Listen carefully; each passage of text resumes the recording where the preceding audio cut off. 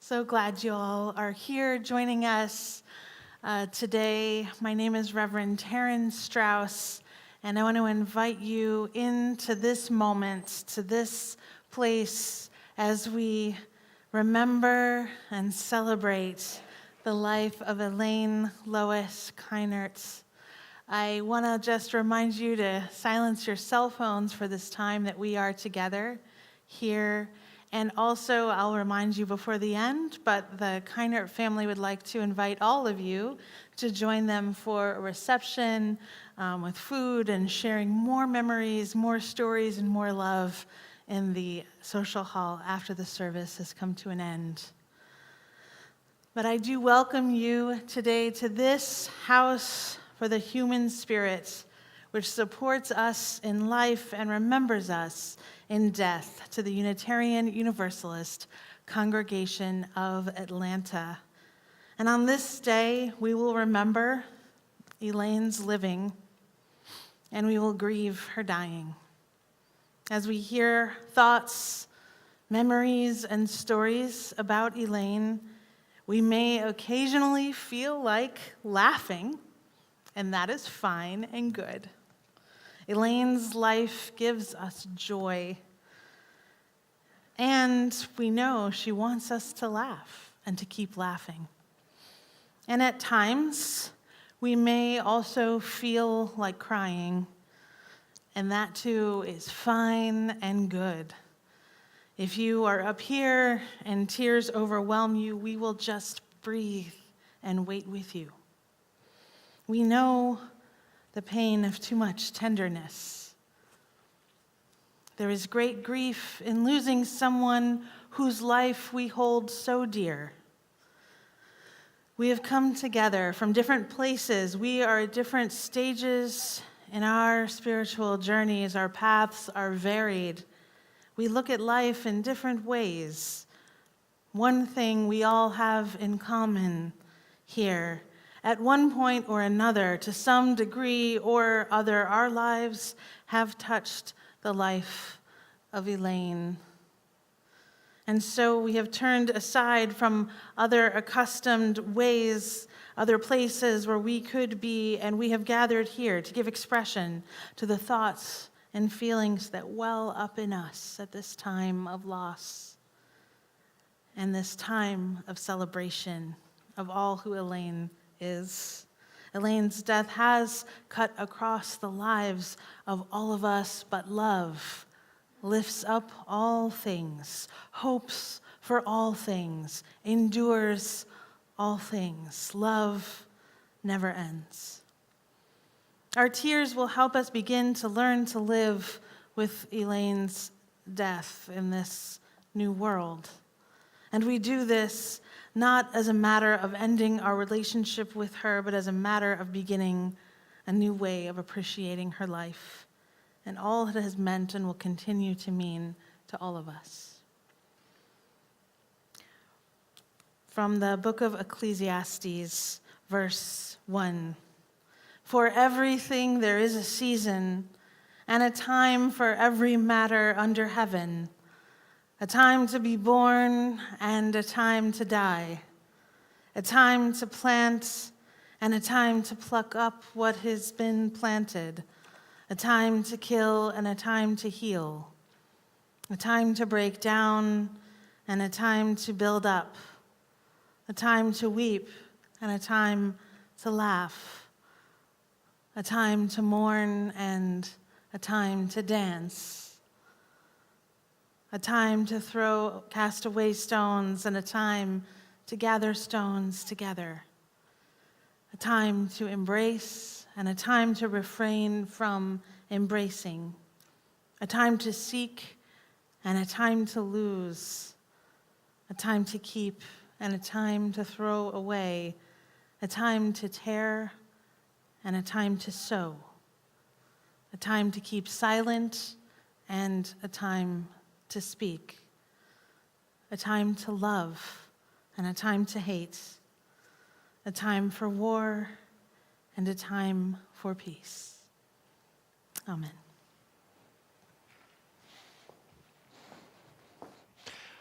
This room today has already been appropriately full of joyful music making, and we're going to do some more. Let's join together in singing the hymn for all the saints. The music is in your order of service. We'll sing verses 1, 2, and 4. Please rise in body or in spirit.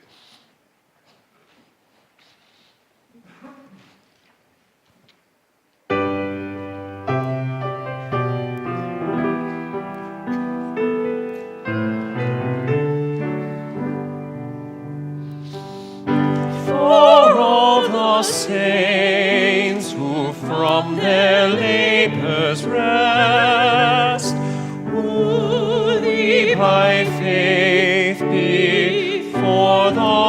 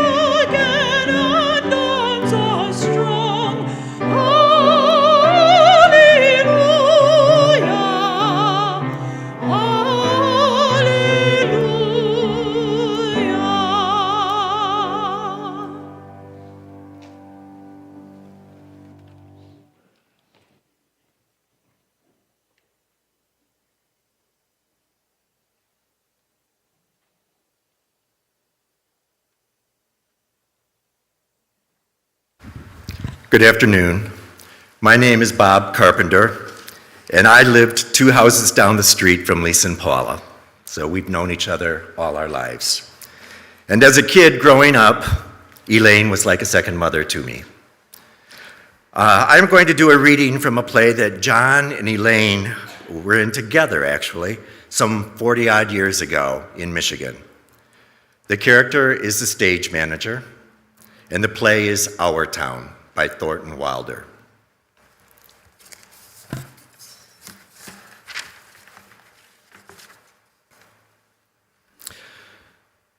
Three years have gone by.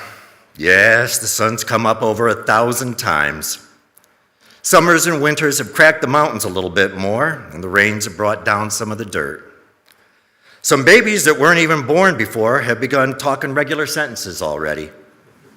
And a number of people that thought they were right young and spry, they've noticed that they can't bound up a flight of stairs like they used to without their heart fluttering a little bit. All that can happen in 1,000 days. Nature's been pushing and contriving in other ways too. A number of young people fell in love and got married. Yes, the mountain got bit away a few fractions of an inch. Millions of gallons of water went by the mill, and here and there, a new home was set up under a roof.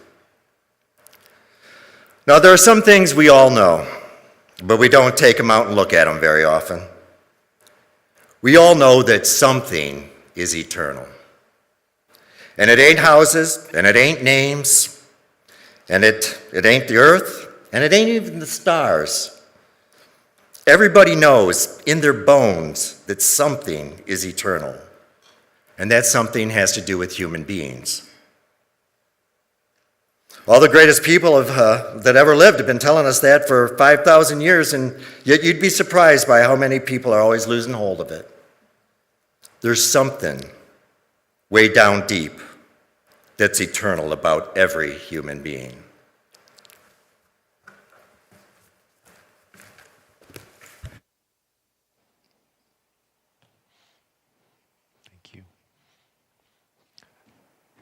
Elaine was a lyric soprano who just loved singing, and here's a fabulous soprano song just for her, sung by the wonderful Mary Root.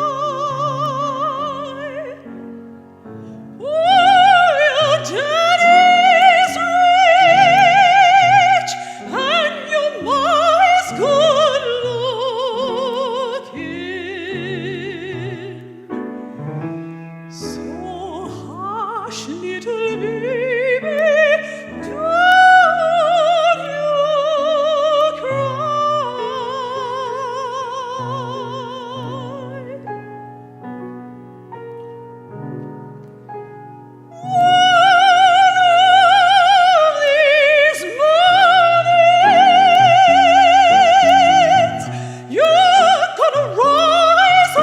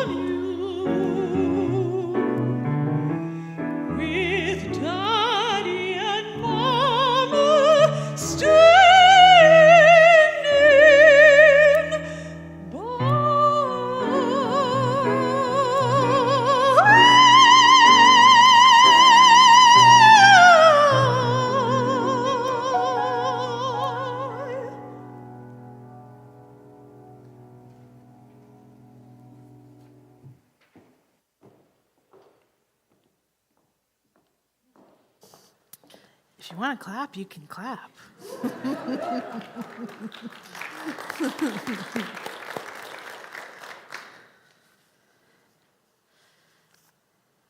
Aging. It's all about attitude. This is a reading Elaine chose for us to listen to today.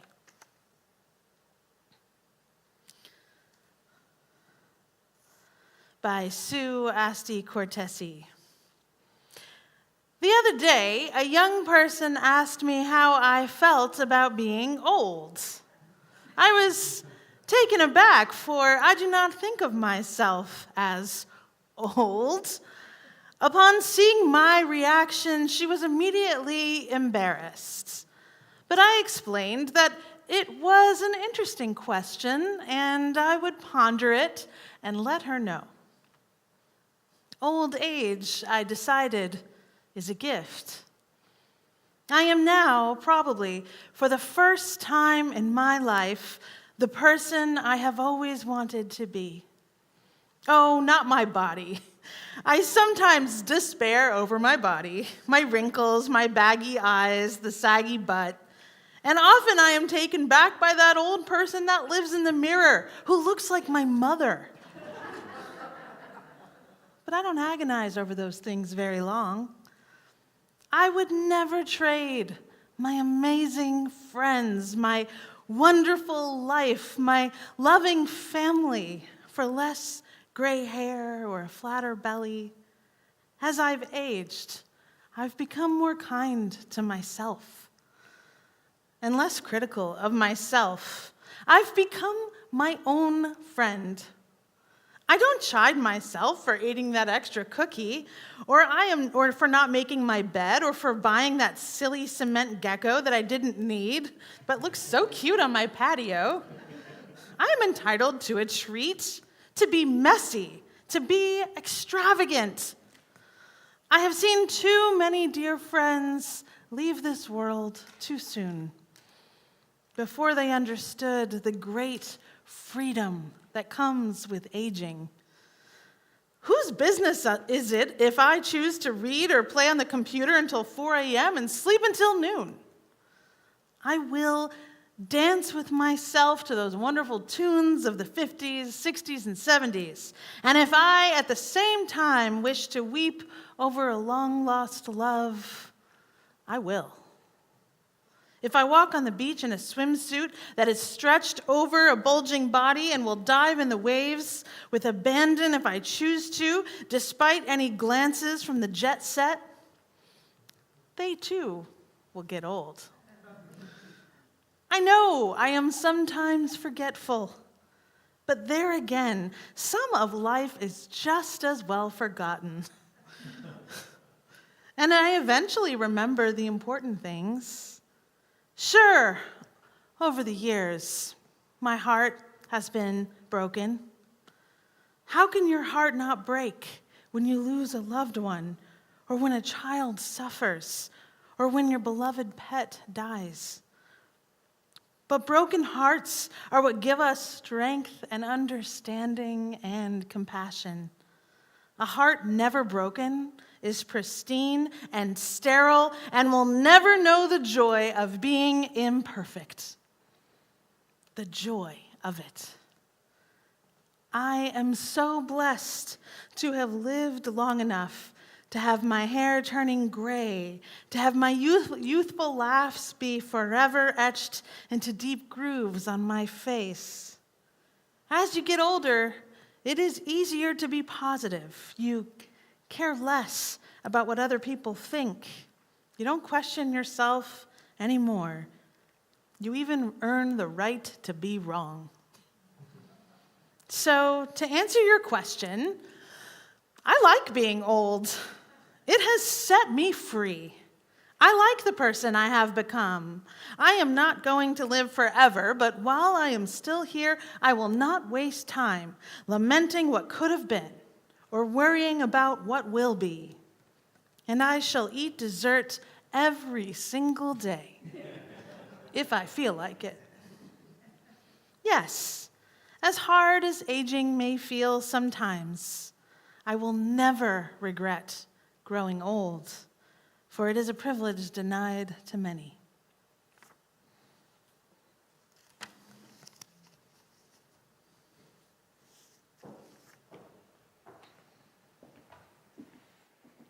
This is a lovely song, Perhaps Love, that Elaine and Melvin used to sing together. All sorts of times at parties, they would sing it wherever they wanted, break into song all the time. It's a fabulous song by John Denver. We're going to sing together.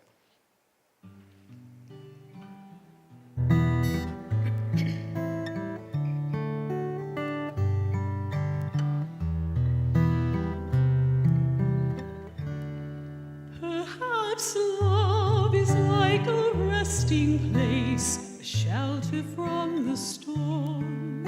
It exists to give you comfort, it's there to keep you warm. And in those times of trouble, when you are most alone, the memory of love will bring you home. Perhaps love is like a window, perhaps an open door. It invites you to come closer, it wants to show you more. And even when you lose yourself and don't know what to do, the memory of love will see you through.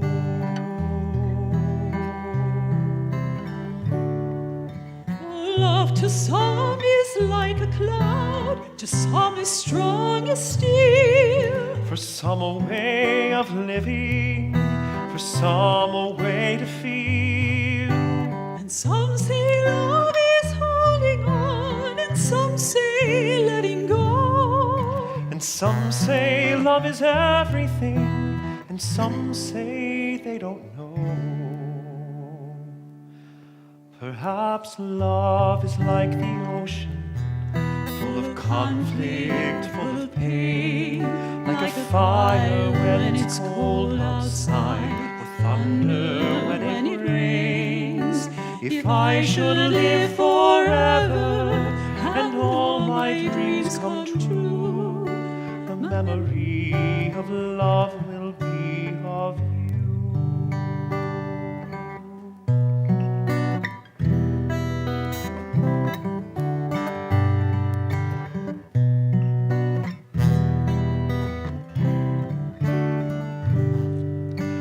Some say love is holding on, and some say letting go. And some say love is everything, and some say they don't know. Perhaps love is like the ocean, full of conflict, full of pain, like a fire when it's cold outside, or thunder when it rains. If I should live forever and all my dreams come true, my memories of love will be of you. my memories of love will be of you.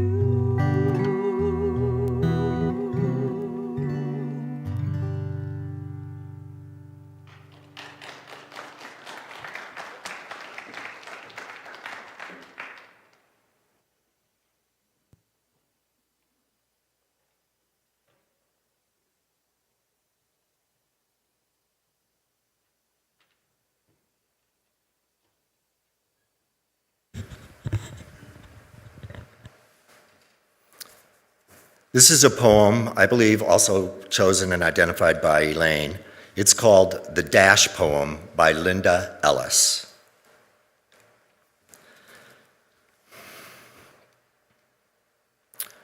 I read of a man who stood to speak at the funeral of a friend.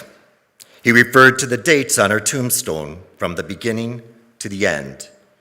He noted that first came the date of birth and spoke of the following date with tears. But he said what mattered most of all was the dash between the years.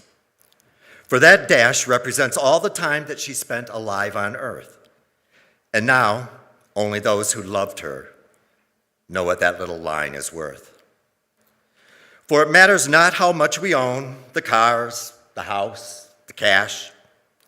What matters is how we live and love and how we spend our dash. So think about this long and hard. Are there things you'd like to change? For you never know how much time is left that can still be rearranged. If we could just slow down enough to consider what's true and real, and always try to understand the way other people feel, and be less quick to anger and show appreciation more, and love the people in our lives like we've never loved before. If we treat each other with respect and more often wear a smile, remembering that this special dash might only last a little while. So when your eulogy is being read, with your life's actions to rehash, would you be proud of the things they say about how you spent your dash?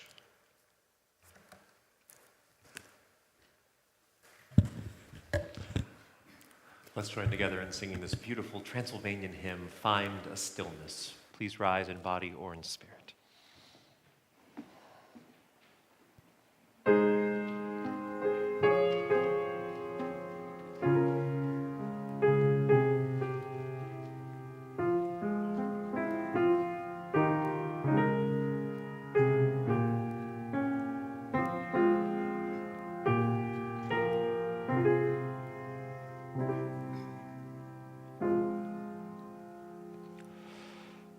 Find a stillness, hold a stillness, let the stillness carry me. Find a silence, hold a silence, let the silence carry me. In the Spirit, by the Spirit, with the Spirit giving power, I will find true harmony.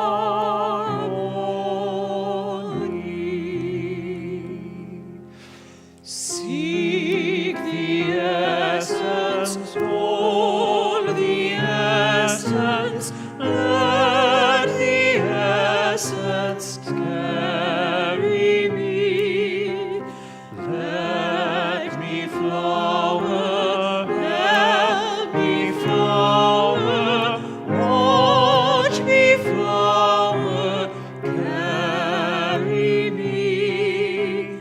In the Spirit, by the Spirit, with the Spirit giving power, I will find true harmony.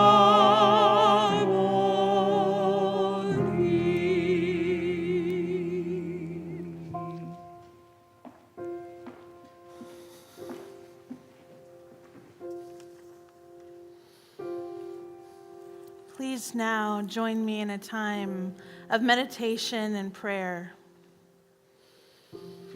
I invite you to close your eyes as you feel comfortable doing so, to relax into this space that our love has made sacred. Let your consciousness dwell on these words from an unknown source. To live is to take part in the world's venture.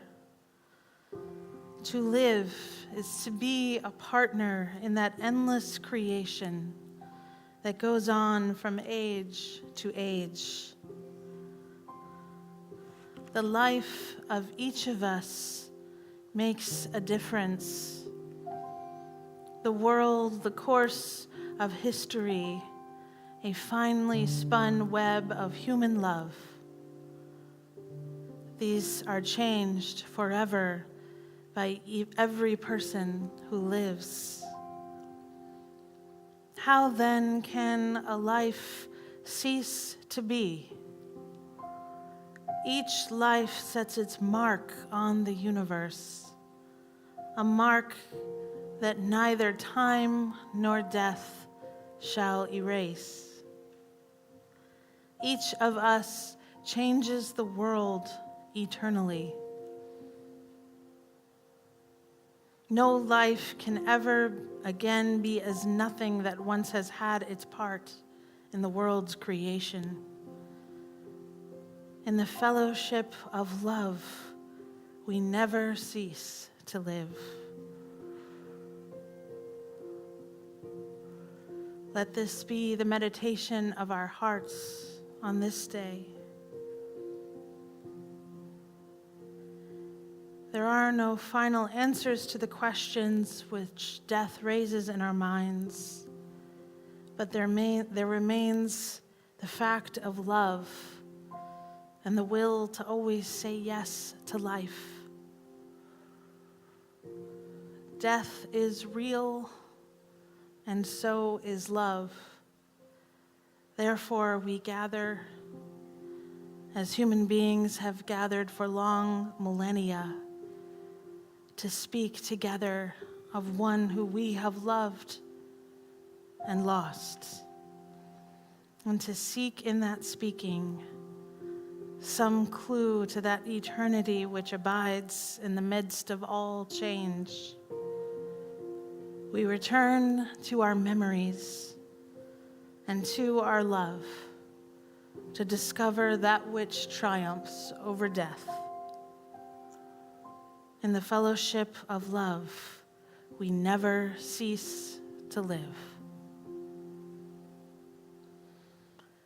Please join me in silent memory to honor the blessing of Elaine's life and her love.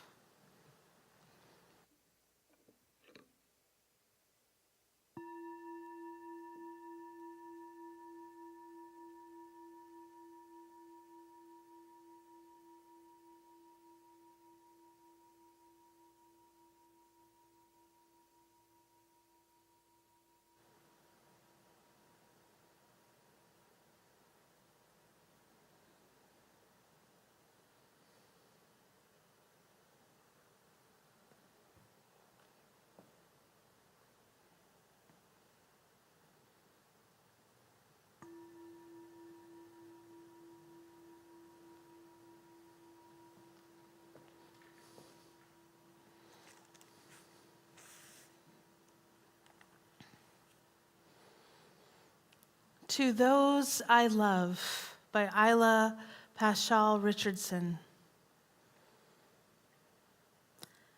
If I should ever leave you, whom I love, to go along the silent way, grieve not, nor speak of me with tears, but laugh and talk of me as if I were beside you there.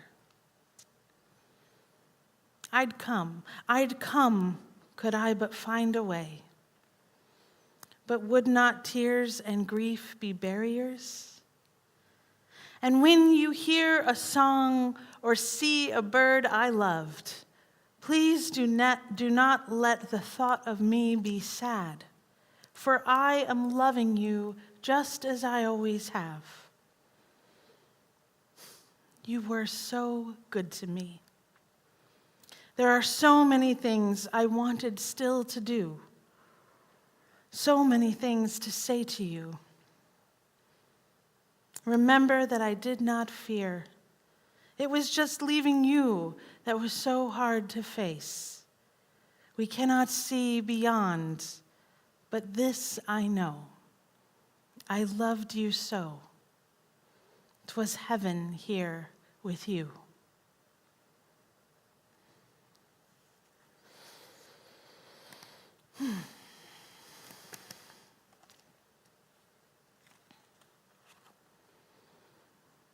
Give them a good finish and they'll forgive you anything. What we are experiencing together this afternoon is the collective memory, the artistic talent, the organizational acumen, and power of a strong female lineage. Amen. Women who sing out and find music that heals all wounds. Women who love fiercely and who laugh and cry with gusto. Women who live authentic, joyful lives and are proud beyond measure to be of the house of Elaine, Lois, Maranek, Keinert. Did I say that right? Maranek, Keinert. I got it. Maranek, Keinert. A pastor's best friend, by the way, little message for everyone here. A pastor's best friend is anyone who keeps a special box for her family with the words, "To be opened upon the occasion of my demise." Elaine Keinert was such a prepared person. And she was a woman of many catchphrases who could heal a moment with a little humorous first aid. Are we having fun yet? The box she left behind contained the readings and songs that have been healing our wounded hearts today. Her choice to curate this memorial service so beautifully is just one way Elaine continues to speak, to sing to us now, and to those who loved her, whose lives have been shaped by her love.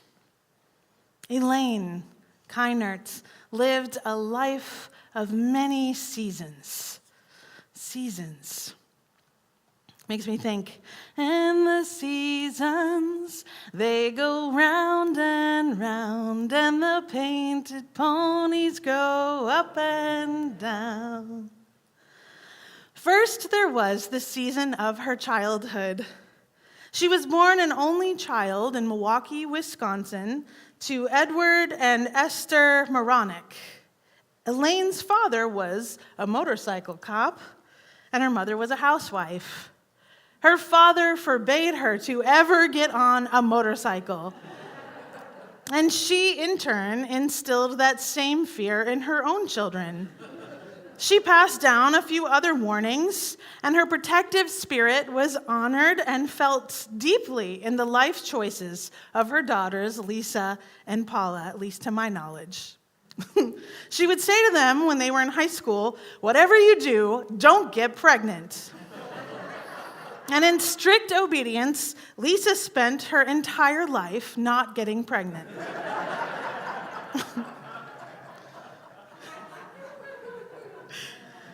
The next season of her life began when, after 10 months of dating, Elaine married John Keinert when she was 19 years old. After being born and raised and living her whole life in Milwaukee, the young couple then moved to Michigan, a painful distance away from Elaine's parents. Elaine always worked as a young mother, and so she relied on support from friends and neighbors to watch the girls after school. Lisa remembers quick weeknight dinners of Hamburger Helper, Kraft macaroni and cheese, and Spam. On Sundays, though, Elaine would make a big, delicious family meal. Lisa also remembers harmony with chores and sharing the housework together, and then spending Saturdays shopping with their mom and spending their hard-earned allowance on a beloved new toy or paper dolls. In high school, Lisa said, when other kids were out partying, the Keinert girls were drinking root beer and playing charades with their parents. They had so much fun. Paula and Lisa were in drama and music in high school. I know that shocks all of you. And when the music director did not want to produce a play or musical one season, Elaine stepped in with her choral director friend and put on You're a Good Man, Charlie Brown, in which Lisa played Lucy and Paula played Snoopy. It was a smashing success.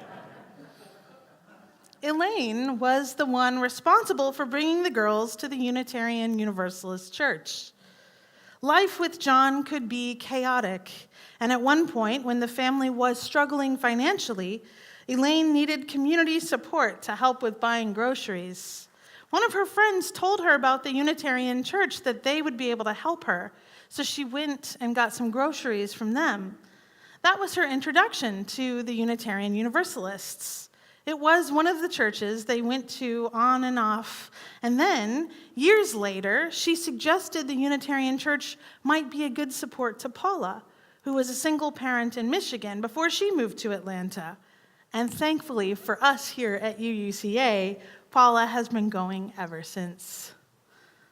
But, in truth, Elaine's religion was music. She followed a Detroit area choir director for years and sang in whatever choir he was directing. Therefore, Lisa and Paula were exposed to so many religions because she would drag them to evening choir rehearsal for years. There was no childcare at this time, and when they were old enough, they grew up to sing in those choirs as well. Both Paula and Lisa are blessed with their mother's strong vocal talent. Both sing soprano so beautifully, although in different styles. Because of her mother, Lisa is now a dental hygienist. Elaine worked as the receptionist at the dental office all those years when she was raising the girls. She encouraged Lisa to go into dental hygiene. She said it was a good profession, it paid well enough where she could support herself and would not have to rely on a man to take care of her. Lisa was 14 years old when she decided to become a dental hygienist and never thought of another career. And Elaine's influence was powerfully pragmatic. The next season of Elaine's life was characterized by major transitions after her girls grew up and left the home. Elaine and John had grown apart at this point and were experiencing continued struggles. But after raising her daughters, Elaine had plenty of life left to live. She got involved in community theater.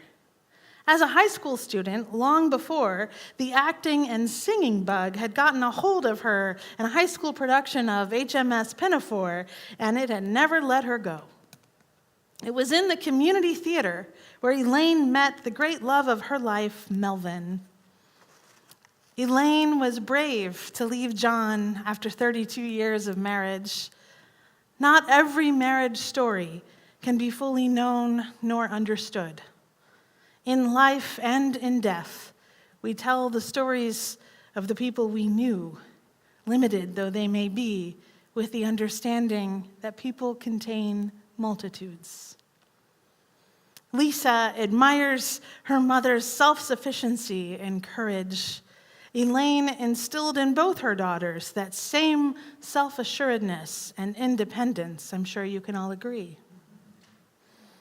So then, Elaine entered a new season of her life. All the seasons, they go round and round, and the painted ponies go up and down. She also entered the season of becoming a grandmother to baby Rose, who is now 36 years old. But Elaine and Rose were always close. To me, Rose said, she's just grandma. Her daughters and granddaughter are the wild ones.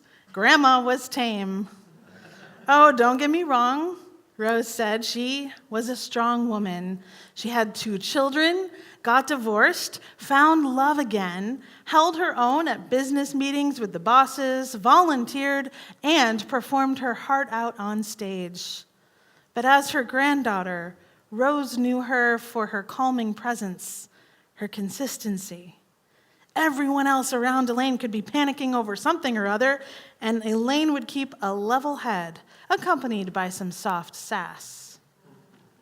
One thing Rose will always treasure is their long phone calls during Rose's 20s. Elaine was a great listener and always had good advice.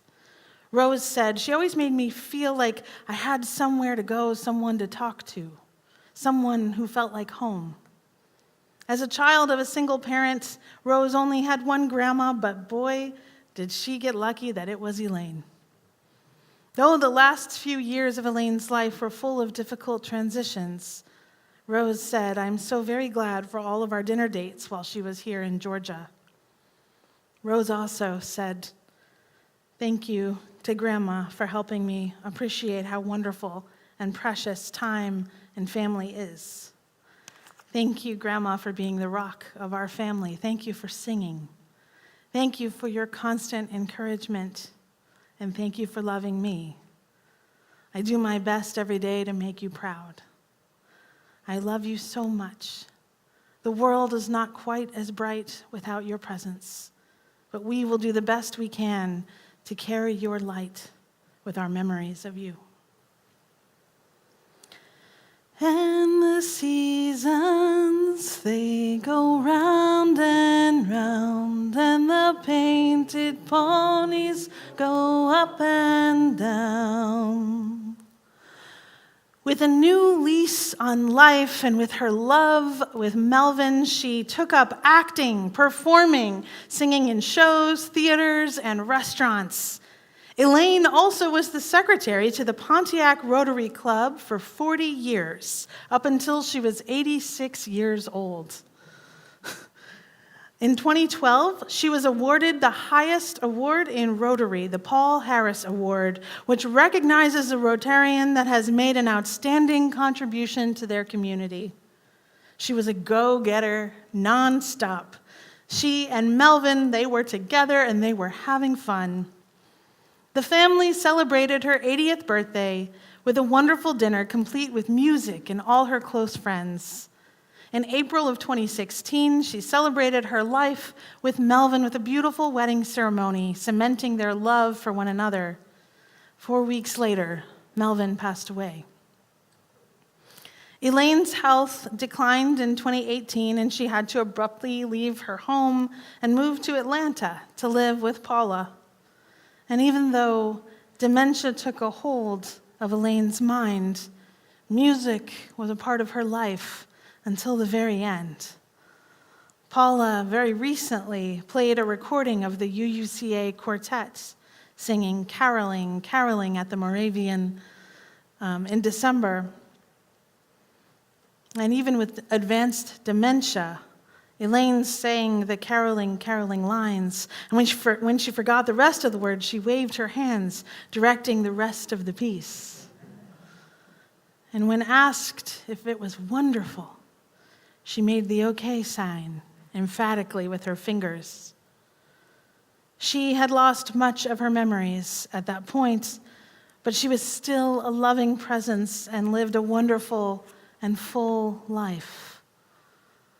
The family's lives were filled with the encouragement to burst into song whenever a word was spoken that reminded them of one. And likewise, she had lines from all the shows that she performed in that she would remember and deliver whenever the occasion arose. And over the years, Elaine taught her girls to be proud and appreciative of great talent. And the running joke for them was whenever anyone was in a performance, any kind of performance, they would always call each other to get the review of how it went. And the required and expected response from their mother was, "You were wonderful." And they'd laugh and they would talk about the live performance, imperfect or perfect, as only an artistic family could. We are so deeply grateful and honored to look back upon Elaine's life and remember the love, the steadfast support, the wisdom and advice and music, and to have the chance now to return the appreciation, our pride and our love back to her in loving admiration and say, "Elaine Keinert, you were wonderful."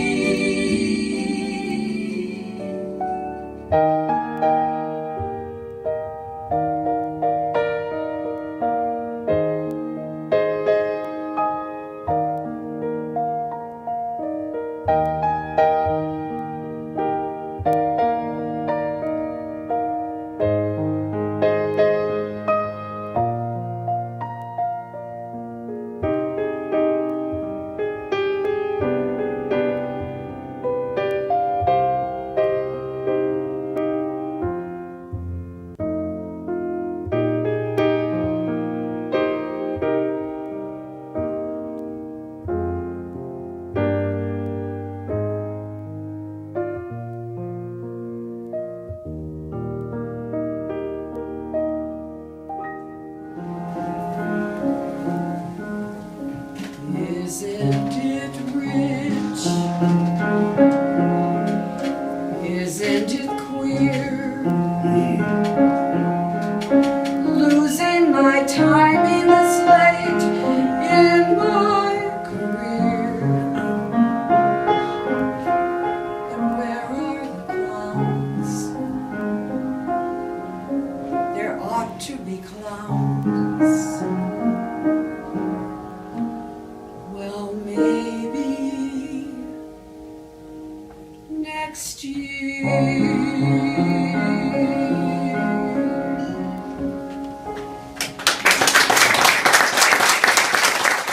Let's try the finale. If you give them a good, strong finish, why, they'll forgive you for anything.